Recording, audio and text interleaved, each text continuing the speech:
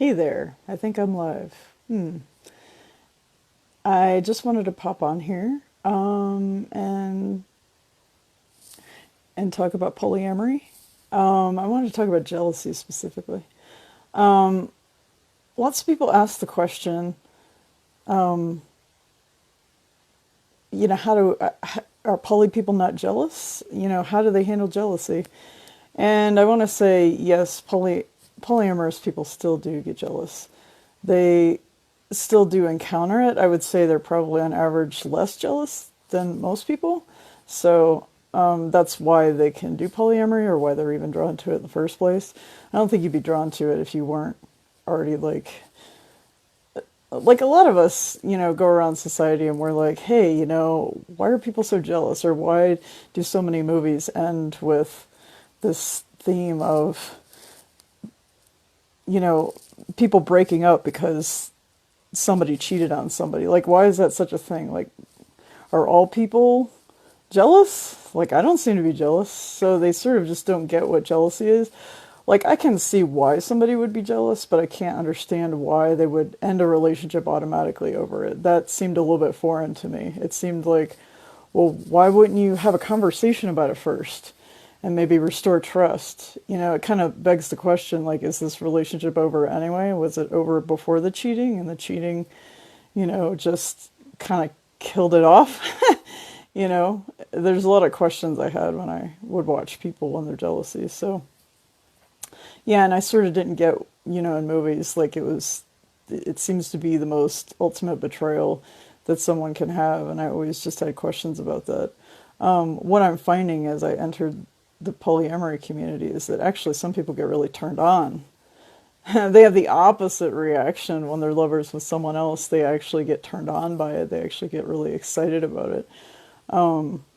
Yeah, it even might make them really want their partner when they come back from a date after being with someone else. So I find that really fascinating. I don't quite have that reaction, at least not yet, but I'm just more neutral to it, if my partner is with someone else. So yeah, it's not that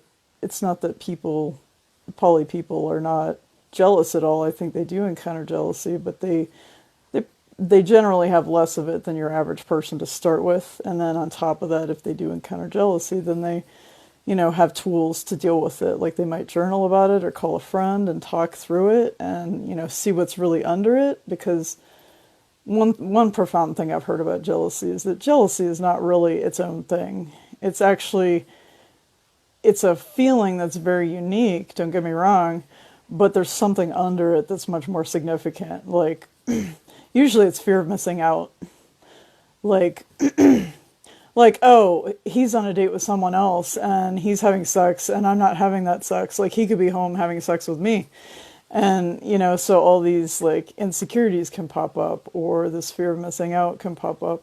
So it's good to have somebody to just talk through it and really excuse me, get down to like really what's going on. Because once you identify what's going on, you're going to have a lot easier time dealing with it. Like, you can take that reason back to your partner and say, hey, this is what I felt when you were out on your date, and while I knew you were having sex with them.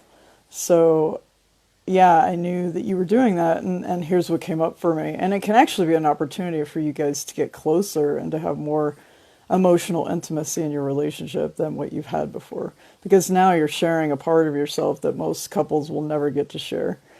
Like disclosing that you're attracted to someone, disclosing how you feel when they're sleeping with someone else. This is all like really showing someone your inner landscape. And so you're able to be authentic on a different level than you've ever been able to be authentic with someone before. Like, that's not available in monogamy. Unless somebody cheats, and then you have an opportunity to do that same work. But that's not recommended. I would recommend doing that through polyamory when everybody's in agreement that you're going to be with other people. So some other ways that I've coped with jealousy is, like, when my partner was on a date with someone else, one thing I did, because I was kind of having kind of a meltdown. Like, I could not focus, and I was just obsessively thinking about it, and I'm polyamorous. I identify as poly. I think I've been poly my whole life. And still, every now and then, I'll be faced with some very insane jealousy. Usually happens when I'm new to the man I'm with, or he has a new girlfriend. So the situation is new, and I've never had to deal with it before. And I have some new insecurity that, oh, she's a better lover, or what are they doing on their date, or what have you.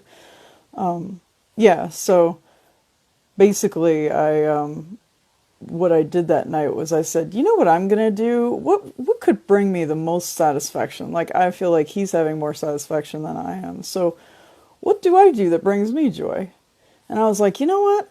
I'm gonna journal and I'm gonna write about this for my poly business because this is really good stuff. Like, I'm gonna process it and I'm gonna be able to give people new knowledge on how to cope with this situation. So I basically did a bunch of writing and I wrote about what my feelings were, and I just was refocusing myself on what matters to me. And because I hadn't focused on my poly business that much, it was very life-giving for me to spend time on my business. It was like the biggest gift that I could give myself. You know, I could have gone and hung out with friends too. Like, anything that satisfies you. Like, you want to watch your favorite movie. There's a movie you've been wanting to see. Like, call up your friends and see if they want to go with you. You know, like all those things. But the most satisfying thing I could have done was that was allowed me to be so distracted that I wasn't even thinking about them. I was actually happier for me, moving my life forward, moving my money forward.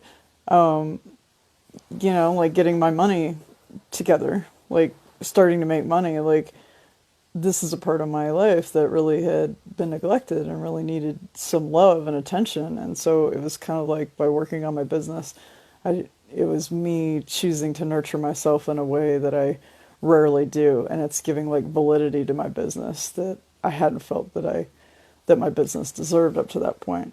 So yeah, these are the types of things that you can do. Just find something to do that is going to be so satisfying to you that you're not even thinking about what they're doing, whatever that is for you. And that's my message for today. And thanks for listening. And next time I will be taking questions.